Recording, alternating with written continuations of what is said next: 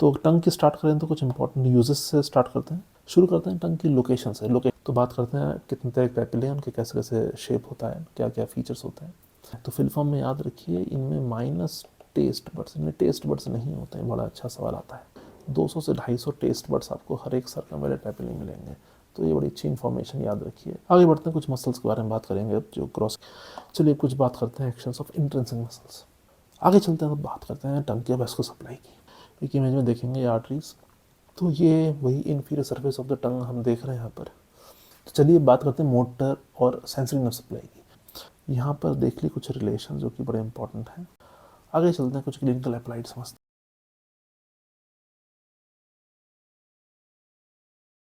So welcome all to my channel human anatomy by doctor Ankit. आज हम बात करेंगे एक बहुत इंपॉर्टेंट ऑर्गन की जिसका नाम है टंग। हाँ जी, जीभ या जबान। टंग छोटा सा ऑर्गन है, बस इसकी इंपॉर्टेंस बहुत ज़्यादा है। वेलकम ऑल, मेरा नाम डॉक्टर अंकित खंडेलवाल है, मैं एनाटॉमी का प्रोफेसर हूँ। और देखिए, चलिए आज बात करते हैं टंग की। तो टंग की स्टार्ट करें तो कुछ इंपॉर्टेंट यूजेस से स्टार्ट करते हैं। सबसे इंपॉर्टेंट यूज़ जो है टंग का वो है स्वेलिंग में, यानी डिग्लूटेशन में। जब भी आप खाने खाने वाला रखते हैं और जब उसे गटकते हैं तो स्वेलिंग होती है, उसमें टंग का एक बहुत इंपॉर्टेंट रोल है। तो नेक्स्ट इसका इंपॉर्टेंट यूज़ है वो इस बोलने में, स्पीच में। पूरे ह्यूमन एवोल्यूशन की अगर बात करें तो स्पीच की एक बहुत अहम भूमिका रही है, बहुत इंपॉर्टेंट रोल रहा है, उसमें टंग का बहुत बड़ा रोल है। तीसरा, जो भी हम खाना खाते हैं उसका टेस्ट कैसा है। उसके अलावा ओरल हाइजीन। अब ध्यान दें, जब भी आप खाना खा के ख़त्म करते हैं, मुंह में जो भी कुछ ओरल कैविटी में कुछ खाने के कुछ कण अगर रह जाए कहीं भी, जबड़े के आसपास, दांत के आसपास, तो जब तक उसे टंग साफ़ ना कर ले तब तक टंग बेचैन रहती है। टंग इधर उधर हिलती रहती है कि उसे साफ़ कर लूँ। ओरल हाइजीन होता है। एक और बहुत इंपॉर्टेंट फंक्शन होता है टंग का, फ्रिक्शन। जी हाँ, फ्रिक्शन। आप अगर टंग का ऊपर वाला सर्फेस अगर हाथ से छुएं तो उसमें कुछ आपको वेलवेटी सी अपीयरेंस फील होगी। जी हाँ, वो फ्रिक्शन होता है। क्यों ज़रूरी है? कोई भी आप निवाला रखते हैं मुंह में तो इधर उधर फिसले ना, गिरे ना, उसके एक जगह पर अपना टिके रहे। उस रोल में टंग का बहुत अहम भूमिका है। क्योंकि तो ये कुछ इंपॉर्टेंट यूजेस थे टंग के। आइए इसको डिटेल में समझ शुरू करते हैं। टंग की लोकेशन से। लोकेशन को पता है कि मुंह के अंदर है, ओरल कैविटी में। पर याद रहे, टंग पार्टली ओरल कैविटी में है और पार्टली जो है टंग वो हमारी होती है फेरिंजियल, जहाँ मतलब फेरिंग्स का वो पार्ट जो कि ओरल कैविटी के पीछे है, जिससे मेनली आता है ओरोफेरिंग्स। अब टंग जो है कई चीज़ों से अटैच होती है, कई बोन से अटैच होती है। उसमें क्या क्या है? उससे हमारी मेन आती है hide bone, mandible, styloid process, soft palate और फेरिंजियल वॉल। जी हाँ, फेरिंजियल वॉल। तो टंग में जो कुछ हिस्से होते हैं ये पढ़ेंगे आगे। आगे वाला हिस्सा होता है एपेक्स, फिर पीछे बॉडी, सबसे पीछे होती है रूट। तो जो रूट में जो मसल्स हैं वो हाइड बोन पे अटैच होती हैं, जो कि यहाँ पर है, मैंडिबल में अटैच होती हैं। आगे जो जीनियल ट्यूबरकल होते हैं वहाँ पर, स्टाइलॉइड प्रोसेस में अटैच होती हैं, फिर फेरिंग्स में भी अटैच होती हैं, ऊपर जाके हमारे सॉफ्ट पैलेट वहाँ भी अटैच होती हैं। तो इस तरह से टंग अपनी जगह पर स्थिर रहता है। तो उस लोकेशन की बात करें, यहाँ पे देखें एक सिंपल सा डायग्राम, समझें इसको कि इसमें जो व्यू है इसमें समझे कि ये आगे वाला पार्ट एंटीरियर है, ये पीछे वाला पार्ट पोस्टीरियर है। ठीक, तो इसमें देखें आगे वाला पार्ट जो है ये पूरा जो पार्ट है ओरल पार्ट है, मतलब ओरल कैविटी में है, और पीछे वाला पार्ट है फेरेंजियल पार्ट है। जब हम मुंह खोल के टंग इंस्पेक्ट करते हैं तो मेनली हम ये ओरल वाला पार्ट जो आगे पार्ट है इसको ही देख पाते हैं। जो फेरेंजियल पार्ट है पीछे की तरफ है, ये पार्ट आता है हमारे फेरिंग्स में, जिसका नाम है ओरोफेरिंग्स। अब ये डिटेल में समझेंगे। तो एक कुछ बात लोकेशन की होगी। अगर बात हम करें एक्सटर्नल फीचर्स की, तो टंग में देखिए कुछ चीज़ें होती हैं, जैसे इसमें एक रूट होता है। रूट जो पीछे की तरफ होगा, जो कि अटैच कर रहा है टंग को, जो कि नॉर्मली बाहर विजिबल नहीं होता है। फिर एक होता है एपेक्स। एपेक्स जो है वो टिप ऑफ टंग, एकदम टिप। फिर वो जो एपेक्स और रूट के बीच में जो पूरा टंग का पार्ट है उसे बोलते हैं बॉडी। और उस बॉडी वाले पार्ट में दो सरफेस होते हैं, एक ऊपर और एक नीचे का सरफेस। तो ऊपर का सरफेस जो है टंग का वो होता है हमारा डॉर्सल सरफेस, और जो नीचे का सरफेस है जो कि स्मूथ है, जो टंग के नीचे है, वो इंफीरियर सरफेस होता है। तो ये बात समझें। अगर एक्सटर्नल फीचर की बात करें तो टंग इतने हिसाब से बटा हुआ है, अभी और इमेज में देखेंगे और समझेंगे। अब टंग को आगे डिवाइड, आगे पीछे डिवाइड कौन कर रहा है? वो होता है एक टर्म जिसको बोलते हैं सल्कस टर्मिनालिस। ये एक वी शेप का स्ट्रक्चर होता है जो कि टंग को एंटीरियर और पोस्टीरियर डिवाइड करेगा। जैसे आप यहाँ देख सकते हैं कि सल्कस टर्मिनालिस कर रहा है डिवाइड टंग को एंटीरियर, या फिर इसे ओरल पार्ट या प्री सल्कल पार्ट बोलते हैं।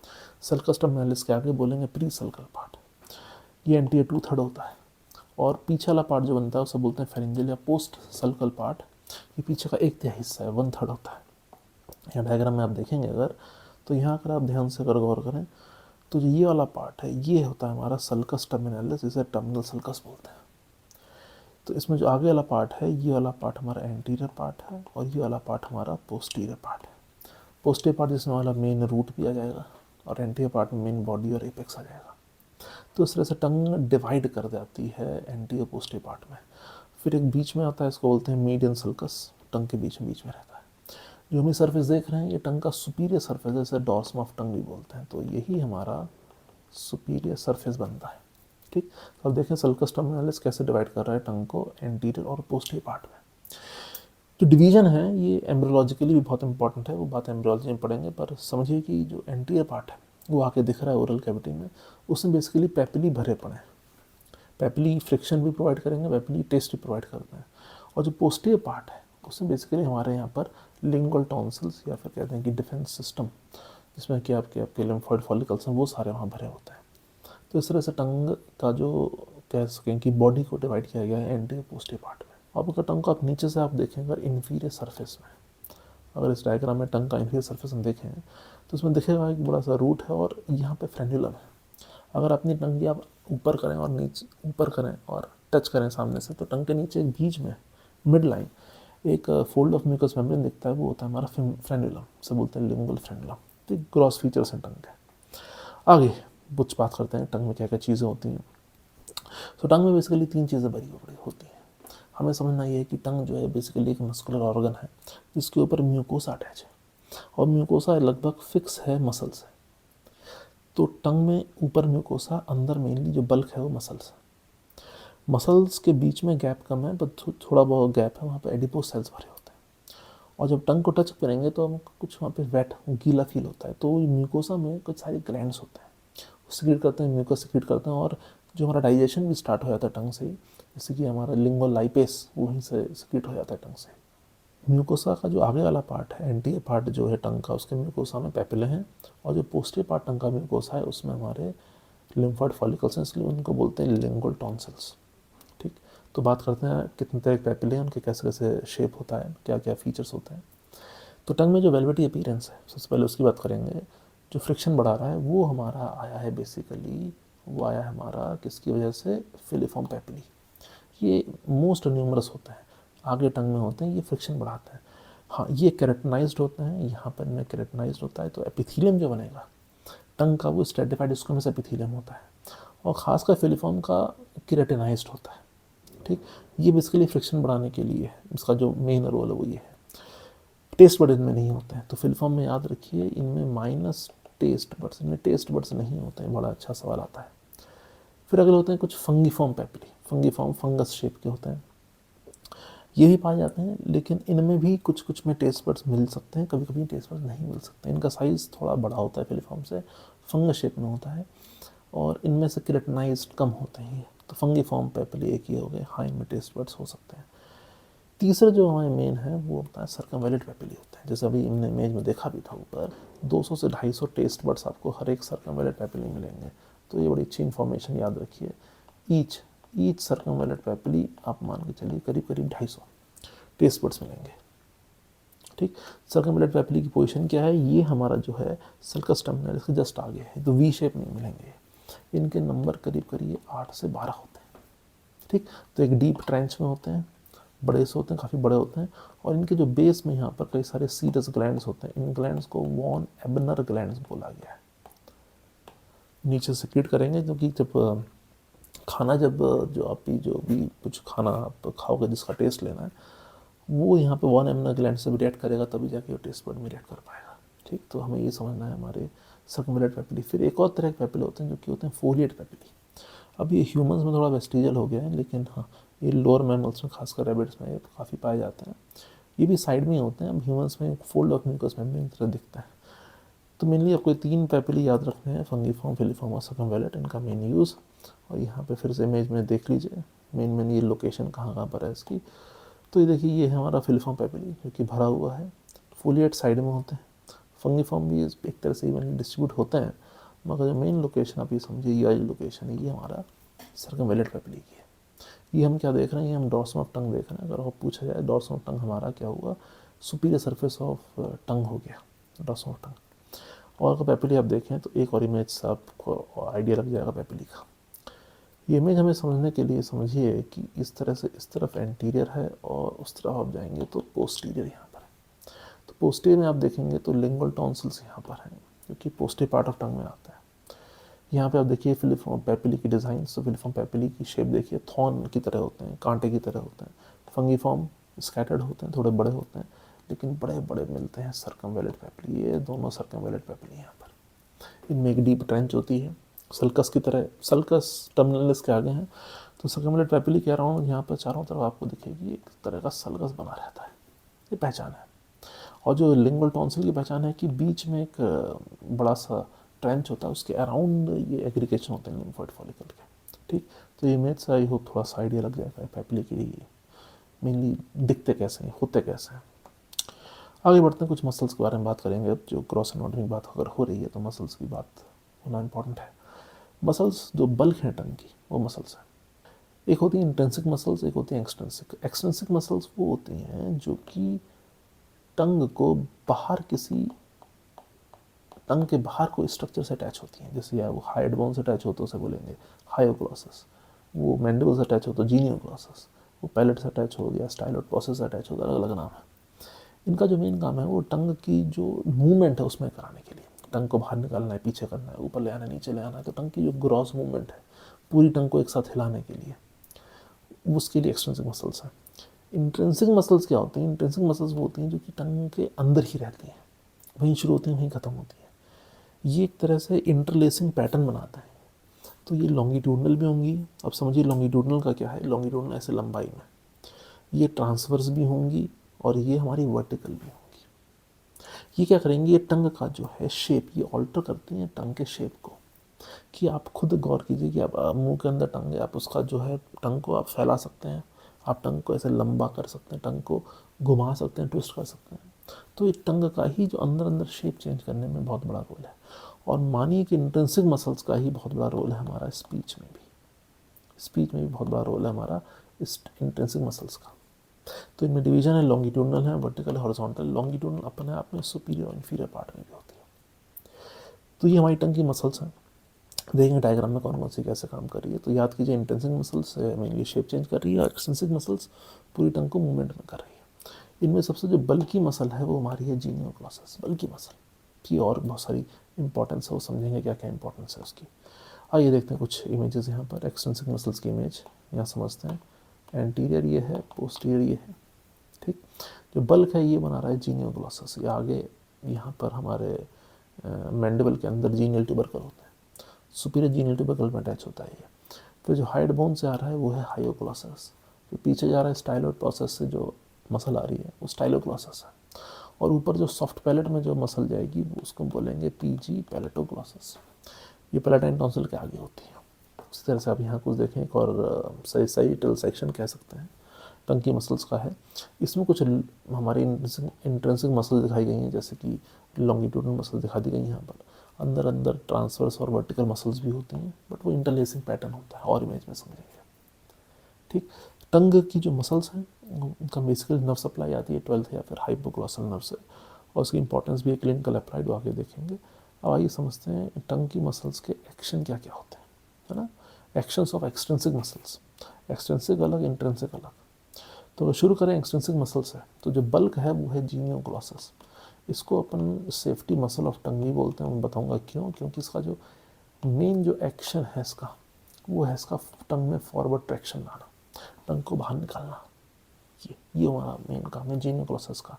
दूसरी काम है, अगर ये एक तरफ, सिर्फ एक तरफ की जीनियोग्लॉसस काम करेगी यूनिलेटरल, तो ये टंग को कॉन्ट्रालेटरल साइड मतलब अपोजिट साइड पुश करेगी। ठीक, तो अगर लेफ्ट जीनियोग्लॉसस काम करेगी तो टंग को राइट में पुश करेगी, और राइट वाली काम करेगी तो टंग को लेफ्ट में पुश करेगी। ये जानना बहुत ज़रूरी है। अगर दोनों एक साथ काम करेंगी तो वही क्या करेंगी, ये सेंट्रल पार्ट जो है टंग का उसे डिप्रेस कर देती है। फिलहाल फॉरवर्ड ट्रैक्शन याद रखिए और ये वाला पॉइंट याद रखिए, इंपॉर्टेंट है।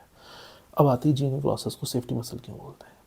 जीनियोग्लॉसस बेसिकली वो मसल है कि ये टंग को पीछे गिरने से रोकती है, prevents tongue from falling backward, ताकि हमारा रेस्पिरेशन ऑब्स्ट्रक्ट ना हो। ठीक, तो रेस्पिरेशन ऑब्स्ट्रक्ट ना हो, आप सोएं आराम से, रात को लेटे रहें, टंग पीछे ना गिरे। अब यही जो इसकी एनाटॉमी है, that is use by anaesthetist, जो एनेस्थीसियोलॉजिस्ट होते हैं वो यूज़ करते हैं मैंडेबल को आगे खींचने के लिए कि रेस्पिरेशन ऑब्स्ट्रक्ट ना हो। ऑब्स्ट्रक्ट इसलिए भी अपनी एक पेशेंट आते हैं वहाँ बहुत यूज़ होता है। इन्फेंट्स में जो हमारे एनेस्थेटिस्ट जो यूज़ करते हैं स्टैंडर्ड जो रिससिटेटिव मैन्यूवर्स हैं लाइक चिन लिफ्ट और जॉ थ्रस्ट है, इसी बेस पे है जीनी प्रोसेस अटैच कहाँ है और उसका काम क्या है, ये बहुत इंपॉर्टेंट जानना। दूसरी जो मसल है वो यहाँ पे हायोग्लॉसस। देखिए हाइट वो नीचे, जो हायोग्लॉसस मसल का एक्शन क्या होगा, टंग को ये डिप्रेस करेगी, नीचे ले जाएगी। तीसरी जो एक्सटेंसिव मसल है वो हमारी स्टाइलोग्लॉसस। स्टाइलोट प्रोसेस पीछे है तो मसल आगे से पीछे आ रही है, या कहते हैं पीछे से आगे जा रही है, टंग आगे है स्टाइलोट पीछे है, तो कॉन्ट्रैक्ट करेगी तो ये टंग को पीछे ले जाएगी, ऊपर और पीछे ले जाएगी। चौथी जो मसल है वो पैलेटोग्लॉसस। पैलेटोग्लॉसस ऊपर सॉफ्ट पैलेट से आ रही है तो ये टंग को ऊपर की तरफ ले जाएगी, ये एलिवेट करेगी रूट ऑफ टंग, क्योंकि पैलेटोग्लॉसस पैलेट पे अटैच है। पैलेट कहाँ है, पैलेट हमारा ओरोफेरिंक्स में, तो ये रूट को उठाएगी। और बहुत ज़रूरी काम है एक और इसका, वो ये है कि सेपरेट करती है ओरल कैविटी को ओरोफेरिंक्स। तो दोनों तरफ की पैलेटोग्लॉसस जब कॉन्टैक्ट करेंगी तो एक तरह से फंक्शनली ओरल कैविटी ओरोफेरिंक्स दोनों अलग हो जाएंगे, क्योंकि एकदम जंक्शन में है ओरल कैविटी ओरोफेरिंक्स एकदम बीच में है ये पैलेटोग्लॉसस। ये जान लेना बहुत ज़रूरी है, कुछ main actions in extensive muscles के। चलिए कुछ बात करते हैं एक्शंस ऑफ इंट्रिंसिक मसल्स। इसको समझने के लिए देखिए एनाटॉमी में क्या होता है कि एनाटॉमी में रटना नहीं है, थोड़ा बहुत समझना भी है। रटना तो ही जो मेन चीज़ है, जैसे मसल्स के नाम है थोड़े बहुत पढ़ने पड़ेंगे, लेकिन उनका जो मेन काम है वो हम समझ भी सकते हैं। अब देखिए लॉन्गिट्यूडनल मसल्स ऐसे लंबाई में है, ट्रांसवर्स मसल्स ऐसे होंगी, वर्टिकल मसल्स ऐसे होंगी। लॉन्गिट्यूडनल मसल्स इतनी ज़्यादा हैं, दो तरह से डिवाइड होते हैं, सुपीरियर और इन्फीरियर। अब ये सोचिए कि लॉन्गिट्यूडनल मसल अगर कॉन्ट्रैक्ट करेगी, क्योंकि मसल का मेन काम है कॉन्ट्रैक्शन, तो टंग का क्या होगा, टंग आगे खींचेगी, अंदर होएगी, छोटी जो क्या होगी, जाहिर सी बात है टंग छोटी पड़ जाएगी, शॉर्ट। तो लॉन्गिट्यूडनल मसल का जो मेन काम है वो है इट शॉर्टन्स द टंग, टंग की जो लंबाई है वो थोड़ा कम कर देगी। फील करके देखिए, कॉन्ट्रैक्ट करके देखिए, तो टंग के जो शेप है वो चेंज हो रहा है।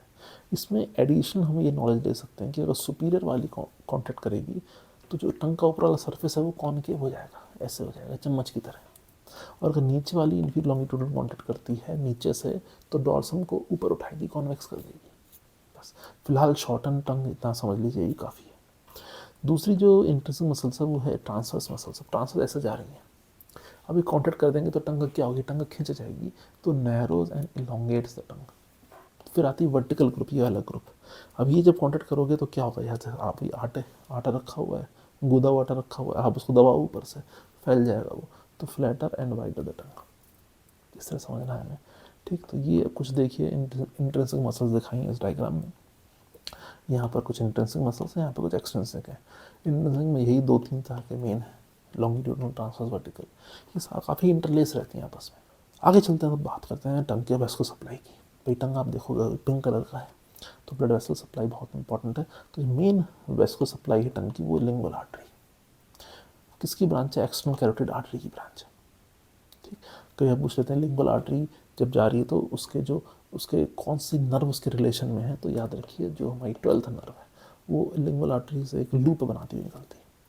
ठीक है, तो ये ध्यान रखिए। अब यहाँ पे लिंगुअल आर्टरी कुछ मेन दो तीन ब्रांचेस याद रखनी है। डॉर्सल लिंगुअल जो कि पीछे की तरफ है, ये क्या सप्लाई करती है, क्योंकि ये पोस्टीरियर है, डॉर्सल है, इसलिए पीछे क्या है, टॉन्सिल है, पैलेट है, एपिग्लॉटिस है, इन्हें भी सप्लाई कर देती है। फिर आता है सबलिंगुअल ब्रांच। अब देखिए सबलिंगुअल ब्रांच जो है वो टंग के नीचे बोलेंगे तो ये सबलिंगुअल ग्लैंड को सप्लाई करेगी। टंग के नीचे ओरल कैविटी की फ्लोर होती है तो माइलोहाइड मसल आ जाती है, वहाँ पे वहाँ सप्लाई करेगी। जिंजाइवा कमियों को समझ उसे सप्लाई करती है। फिर आती है हमारी डीप लिंगुअल, एक तीसरी ब्रांच है, टर्मिनल ब्रांच से बोल सकते हैं। तो टर्मिनल ब्रांच आती है हमारी डीप लिंगुअल ब्रांच।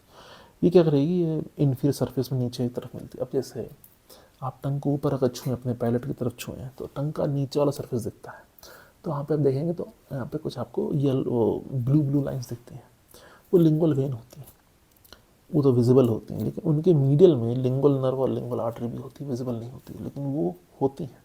वही है यहाँ पर हमारी डीप लिंगुअल आर्टरी। यहाँ पर एक इमेज में देखेंगे आर्टरीज, तो यहाँ पे देखिए लिंगुअल आर्टरी किससे निकली, एक्सटर्नल कैरोटिड आर्टरी से, और जो नर्व इसको लूप करती जा रही थी वो थी हाइपोग्लॉसल नर्व।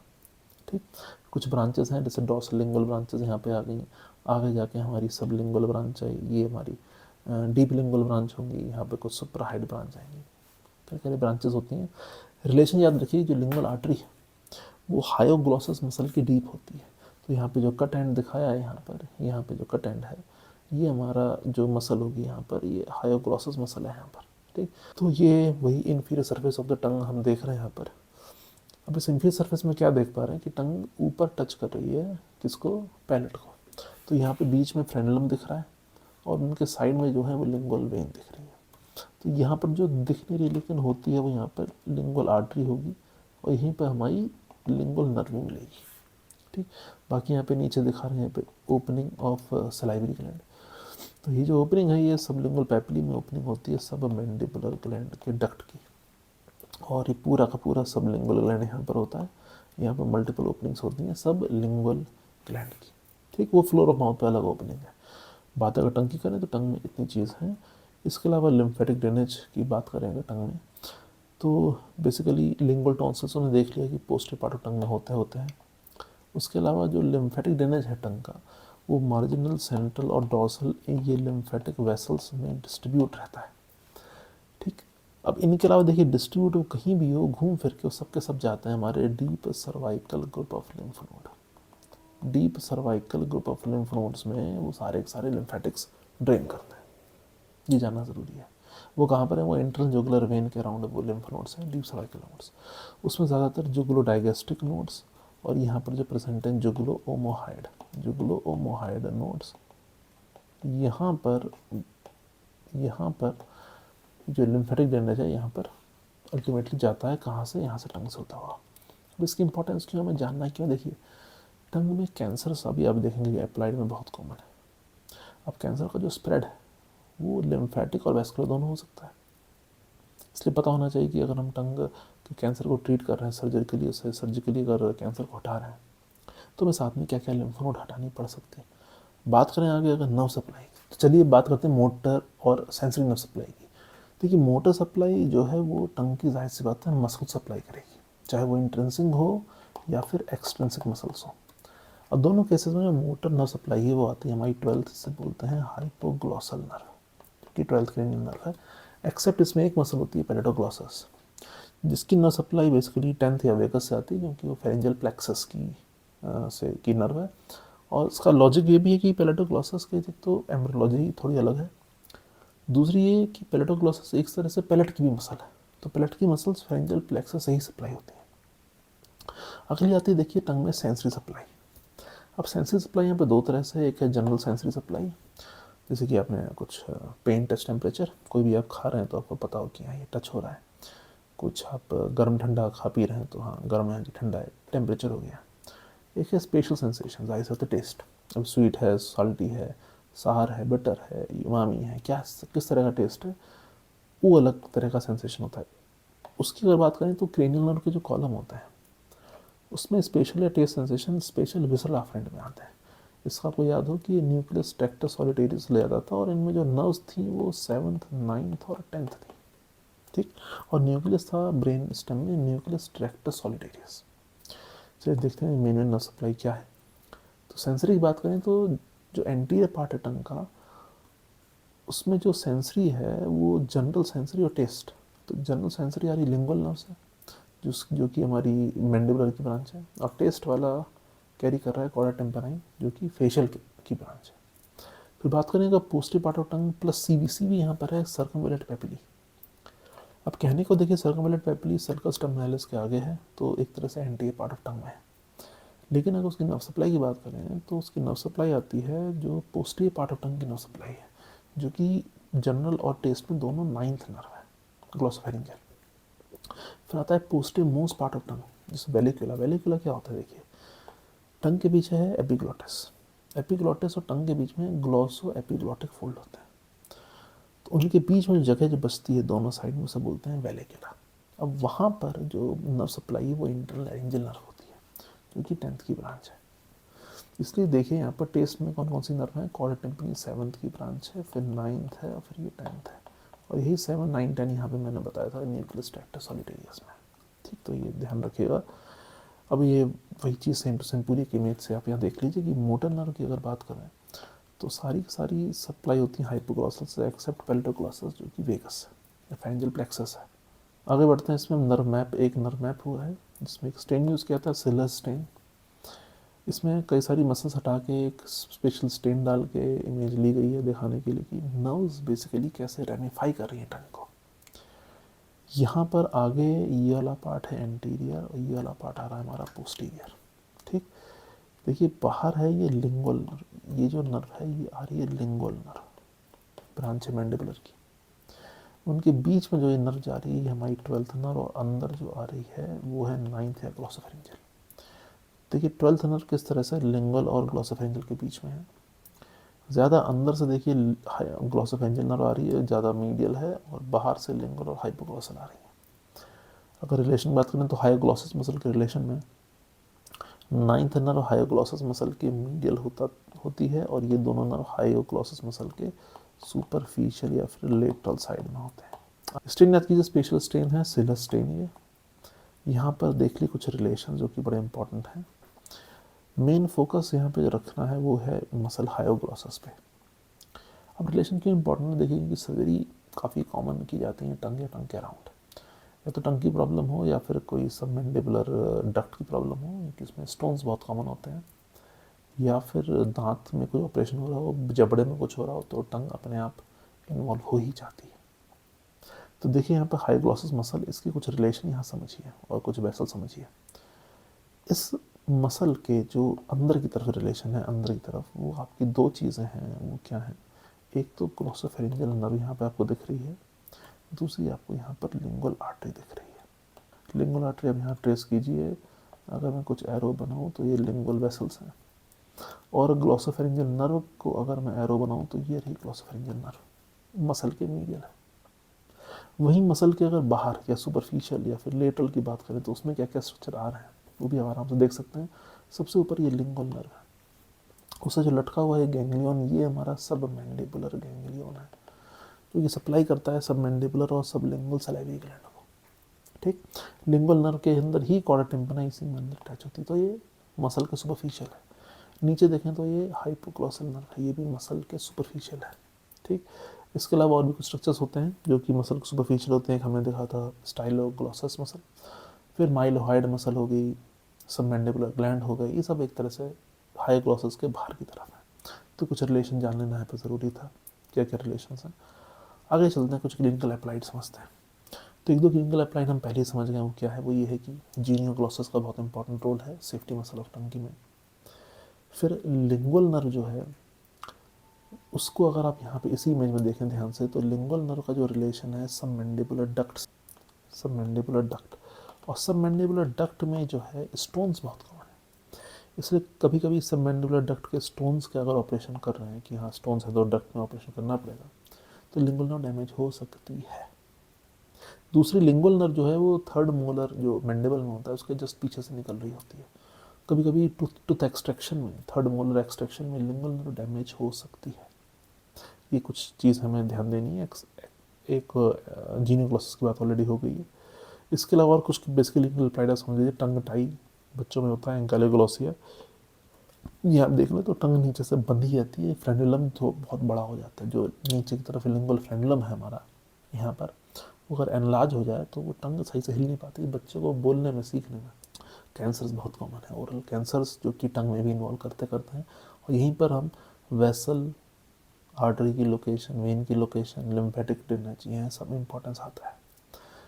दूसरी बात याद रखिए कि टंग में जो है, क्योंकि दो पार्ट में डिवाइड होती है, बीच में सल्कस होता है, लेकिन क्रॉसिंग बहुत है, लिम्फेटिक से क्रॉसिंग बहुत है, खासकर पोस्टे पार्ट ऑफ टंग में। तो अगर कोई टंग कैंसर अगर मिड लाइन के पास है तो मान के चलिए दोनों साइड की लिम्फेटिक ड्रेनेज इन्वॉल्व होगी। ये बहुत इंपॉर्टेंट है। प्लाइडर टंग कार्सिनोमास बहुत कॉमन है, ओरल का पार्ट है, इंडिया में खासकर कॉमन है बिकॉज वी नो कि यहाँ पान मसाला, गुटखा, वो सब काफ़ी कंज्यूम किया जाता है काफ़ी पार्ट्स ऑफ इंडिया में। टंग पेल्सी, अब टंग पेल्सी पे एक पेल्सी मसल पेल्सी होती है, तो नॉर्मली हाइपोग्लॉसल नर्व की पेल्सी हो जाए कोई भी कारण से, इंजरी से कुछ भी, तो टंग पेल्सी होती है। और ये टंग पेल्सी में याद रखिए कि जो टंग है, जब आप पेशेंट को बोलेंगे टंग बाहर निकालो, प्रोट्रूड करो, तो टंग एक साइड को शिफ्ट करेगी, मान लीजिए इस केस में शिफ्ट करी लेफ्ट साइड को। तो याद रखिए कि टंग उसी साइड में, जब प्रोट्रूजन में उसी साइड में शिफ्ट करती है जिस साइड में वो पैरालाइज्ड है नर्व। तो मान लीजिए लेफ्ट की 12th नर्व अगर पैरालाइज्ड है तो टंग प्रोट्रूड करने में लेफ्ट को ही मूव करेगी। क्यों? याद कीजिए, हमने भी पढ़ा था कि जो जीनियोग्लॉसस मसल के जो एक्शन है, यूनिलेटरल की बात करें तो पुश करता है टंग को अपोजिट साइड में। तो क्योंकि राइट जीनियोग्लॉसस यहाँ पे ठीक होगी, इससे जब टंग बाहर निकली तो टंग मूव कर गई लेफ्ट में। ठीक। दूसरी बात, आप ये देखिए कुछ फेसिकुलेशंस भी दिख सकते हैं, कुछ एट्रॉफी भी होगी धीरे धीरे, वो सब चीज़ है। पर टंग प्रोट्रूड करने पर जिस साइड मूव कर रही है, पैरालाइज नॉर्मली वही साइड होती है। सही नमूने का हम याद कर सकते हैं कि टंग लिक्स द वुंड, मतलब यहीं पर आपको इंजरी है, मान लीजिए मैं इंजरी इस कलर से शो करूँ, यहीं पर इंजरी और टंग उसी साइड जा रही है उसे लिक करना। ठीक, तो इस तरह से याद कर सकते हैं। तो ये था हमारा टंग का पूरा gross anatomy. Thank you for watching. और also do write in the comment box में कुछ लिखिए, कुछ अगर फ्यूचर आइडियाज़ हैं वो भी लिखिए। And if you find it useful तो like and subscribe. See you in the next video. आगे भी और वीडियोज़ में देखते हैं।